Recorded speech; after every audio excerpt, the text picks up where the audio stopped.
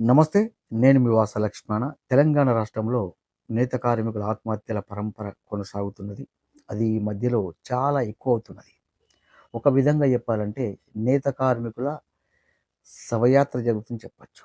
మరీ ముఖ్యంగా సిరిసిల్ల విషయంలో, సిరిసిల్లలో గత 10, 11 నెలల కాలంలో దాదాపుగా 20 మందికి పైగా నేత కార్మికులు వివిధ కారణాలతోనే ఆత్మహత్యలు చేసుకున్నారు.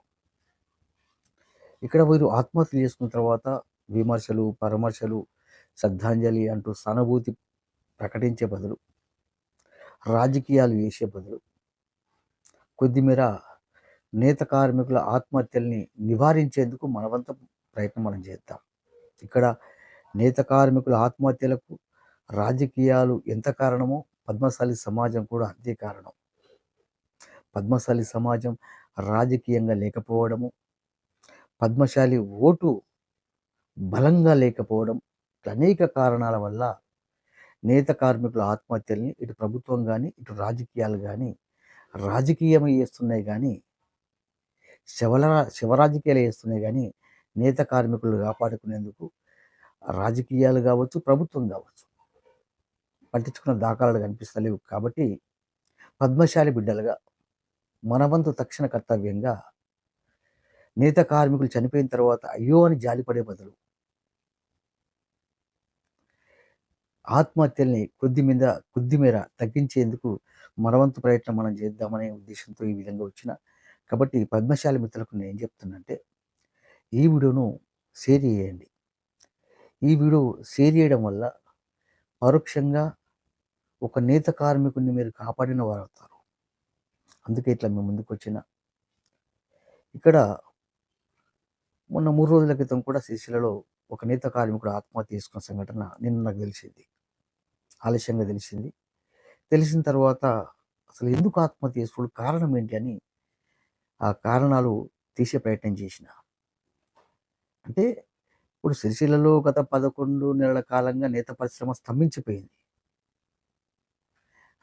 స్తంభించిపోయింది. కానీ సమస్య ఏదైనా సరే ఆ సమస్యకు సావు పరిష్కారం కాదు. అందుకే ఇట్లా ముందుకొచ్చిన. ఈ నేత కార్మికుడు ఎందుకు చనిపోయిండు, ఏం కథ అని ఆలోచించే ప్రయత్నం చేస్తుంటే, మొన్న బుధవారం రోజున కేవలం ఒక రూ. 2,700 సమయానికి అతని చేతికి అందకపోవడం వల్ల ఆత్మహత్య చేసుకున్నాడని సమాచారం తెలిసిందంటే, ఒక నేత కార్మికుడిని కేవలం రూ. 2,700 బలి తీసుకుని చెప్పచ్చు. ఇక్కడ ఒక 3 సంవత్సరాల క్రితము ఉమ్మడి కరీంనగర్ జిల్లాలో ఒక నేత కార్మికుని కుటుంబం ముకుమ్మడిగా ఆత్మహత్య చేసుకున్నప్పుడు దాదాపు నేను ఒక 10, 15 రోజులు దానిపైనే స్టడీ చేయడం మొదలుపెట్టా. అసలు ఎందుకు నేత కార్మికులు ఆత్మహత్యలు చేసుకుంటున్నారు? అప్పుల బాధ ఓకే, నేను కాదంటలేను. అప్పులున్న వాళ్ళందరూ ఆత్మహత్యలు చేసుకుంటలేరు కదా అని స్టడీ చేయడం మొదలు పెడుతుంటే, ఆత్మాభిమానము, పద్మశాలీలు ఆత్మాభిమానం గలవారు, ప్రాణం పోయినా సరే మానం పోవద్దు అనేటువంటి ఒక శుతిమెత్తని జీవులు కాబట్టి తట్టుకోలేక ఆత్మహత్యలు చేసుకుంటున్నారు. మొన్న బైరి అమర్నాథ్ భార్యాభర్తలు ఇద్దరు కూడా ఆత్మహత్య చేసుకున్నారు. అది కూడా అప్పుల బాధనే. అప్పుల వాళ్ళ ఇంటి మీదకి వస్తారేమో, పరువు పోతుందేమో అనేటువంటి రకరకాల కారణాలతోనే ఆత్మహత్య చేసుకుంటున్నారు. నేనేమంటున్నానంటే, పెద్దవారు మీరే ఆత్మహత్య చేసుకుంటే మీ పిల్లలు ఆ అప్పులు ఎట్లా తట్టుకుంటారు? కాబట్టి నేత కార్మికులారా, మీరు ఆత్మహత్య చేసుకోకండి. అతిపెద్ద జనాభా ఉన్న పద్మశాలి సమాజం ఉంది. ఈ విషయం మర్చిపోకండి. ఇక్కడ నేను మొన్న ఆత్మహత్య చేసుకున్న నేత కార్మికుని గురించి నిన్న చాలామందికి ఫోన్ చేసి, అది ఏందన్నా ఆత్మహత్యలు చేసుకుంటే మీరు ఏం చేస్తున్నారన్నా? ఆత్మహత్యలు కొంచెం తగ్గించే ప్రయత్నం చేయండి. పరువు పోతుంది. అరే పద్మశాలి ఏందిరా, నేత కార్మికులు కాపాడుకోలేకపోతున్నారా? అంటే వాళ్ళు ఏమంటారన్నా, సమస్య ఎప్పుడే కదా మనం వారికి అండగా ఉండేది అనేటువంటి టాక్ వస్తుంది. అది కూడా వాస్తవమే. కాబట్టి నేత కార్మికులారా,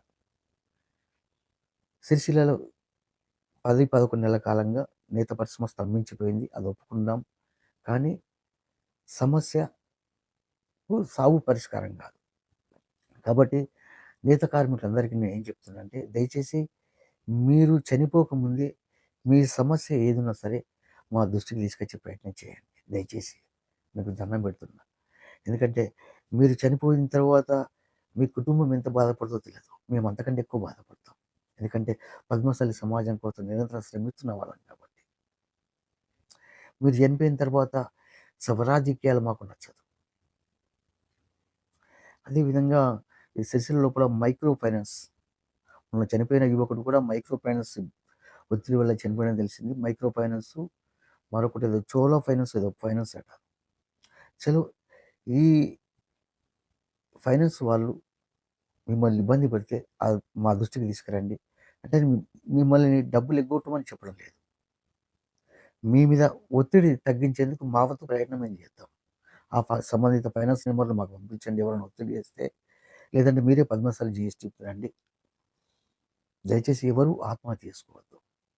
మీకు ఆ నేత వృత్తిలో ఇబ్బంది అనిపిస్తే, మీకు పొట్ట గడవకపోతే వేరే పని చేసుకోండి. కానీ అదే పని నడవాలి, మీరు బతకాలనుకొని అందులోనే కొనసాగుతూ మీరు ఆత్మహత్య చేసుకొని కుటుంబాన్ని అనాథ. ఇప్పుడు మీరు ఆత్మహత్య చేసుకున్న తర్వాత మేమందరం కూడా అయ్యో మన వాళ్ళు ఆత్మహత్య చేసుకున్నారు, వారి కుటుంబం దిక్కులేనిది అవుతుందని చెప్పి మేమందరం తలో పదో పరకేసి మీ కుటుంబానికి అండగా ఉంటామేమో కానీ మిమ్మల్ని మీ కుటుంబానికి తెచ్చివ్వలేం కదా. అవునా కదా. కాబట్టి నేను సిరిసిల్ల నేత కార్మికులకు కావచ్చు, తెలంగాణ రాష్ట్ర వ్యాప్తంగా నేత కార్మికులకు కావచ్చు, అందరికీ నా విజ్ఞప్తి ఏంటంటే, మీరు ఆత్మహత్యలు చేసుకోకండి. మీ ప్రతి సమస్య మా దృష్టికి తీసుకురండి. ఇక్కడ ఒక విషయం చెప్పాలి. మేము పద్మశాలి ఉద్యమం మొదలుపెట్టినప్పుడు మాకు మీడియాలో పరిచయాలు ఉండడం వల్ల సజావుగా ఉద్యమం చేసుకుంటూ వచ్చినాం. ఇబ్బందులు వచ్చినా సరే. అదే మన పద్మశాలి సమాజం కోసం కూడా ఒక మీడియా వ్యవస్థ ఉండాలి.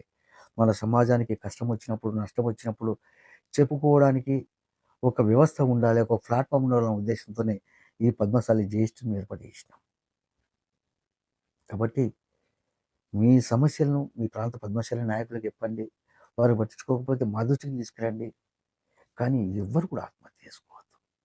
తాత్కాలిక సమస్యలు ఏదైనా ఉంటే మా దృష్టికి తీసుకురండి. పద్మశాలి సమాజం పెద్దగున్నది.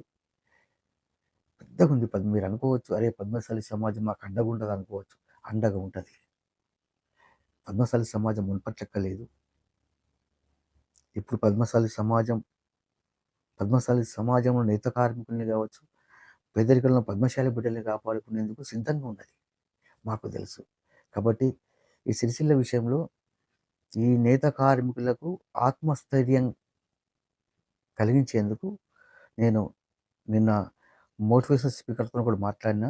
ఒకవేళ అవసరమైతే అక్కడ నేత కార్మికులకు ఆత్మస్థైర్యం కలిగించేందుకు అక్కడ కార్యక్రమాన్ని కూడా అవసరమైతే ఏర్పాటు చేసే ప్రయత్నం చేస్తాను నేను.